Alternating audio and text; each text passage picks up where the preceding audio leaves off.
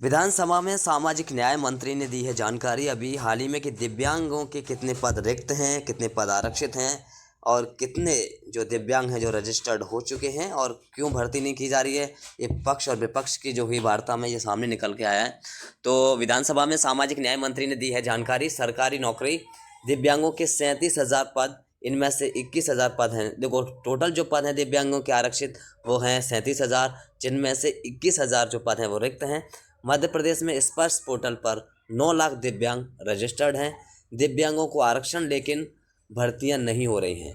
अब यहाँ पे एक जो आदेश आया था, माननीय हाईकोर्ट का जो आदेश आया था, उसमें कहा गया था कि दिव्यांगों की भर्ती है वो की जाए, लेकिन उसके बाद भी भर्ती नहीं की जा रही है।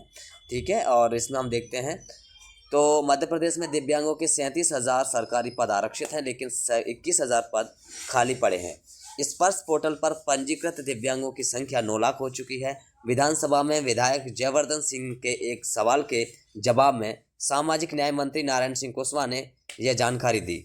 स्कूल शिक्षा विभाग में सबसे ज़्यादा जो पद हैं वो रिक्त हैं, 5,711 पद खाली हैं। कई विभागों ने पद भरने की जानकारी तक नहीं दी है।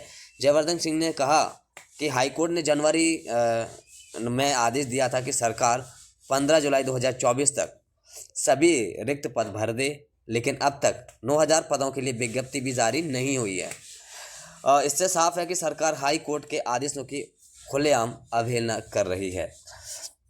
जयवर्धन सिंह ने कहा कि सरकार को जल्द भर्ती प्रक्रिया पूरी करनी चाहिए, दिव्यांगों के लिए विशेष रोजगार अभियान चलाया जाए और भर्ती में देरी के लिए जिम्मेदार अधिकारियों पर सख्त कार्रवाई हो। सरकार नौकरियों में आरक्षण तो दे रही है, लेकिन भर्तियां नहीं हो रही हैं। यह है सिर्फ दिव्यांगों की बात। तो दिव्यांगों के हित में कई ऐसे आदेश भी आए हुए हैं जिसमें माननीय हाईकोर्ट ने कहा है कि दिव्यांगों की जो है भर्ती प्रक्रिया वो पूरी की जाए।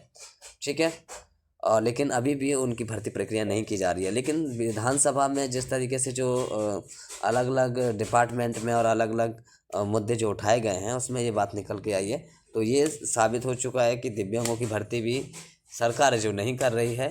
फिलहाल एक अपडेट में ये सामने आया है। ठीक है, बाकी कोई दिक्कत नहीं है। अब बाकी हम आपको बताते हैं। साथियों, मैं अभी एक घंटे बाद एक वीडियो बनाऊंगा, मैं सबको अवगत कराऊंगा। मैंने ना इस आंदोलन को जब लीड किया और इसको प्रोटेस्ट को आगे बढ़ाया और ऐसी कई परिस्थितियों में कई मुद्दे जो उठाए, पद वृद्धि के मुद्दे उठाए, उसमें दिव्यांगों का मुद्दा भी उठाया था और साथ में ऐसे कई मुद्दे थे जिनको उठाना ज़रूरी था और उठाया भी, लड़े भी थे और संघर्ष भी किया था। लेकिन सफलता ना मिलने का कारण एक सरकार की जिद हो सकती है, विभाग की तानाशाही हो सकती है। ठीक है, और कुछ भी हो सकता है, लेकिन ऐसा नहीं है कि संघर्ष एक अलग चीज़ है और सफलता एक अलग चीज़ है। ठीक है, संघर्ष एक अलग चीज़ है, सफलता अलग चीज़ है।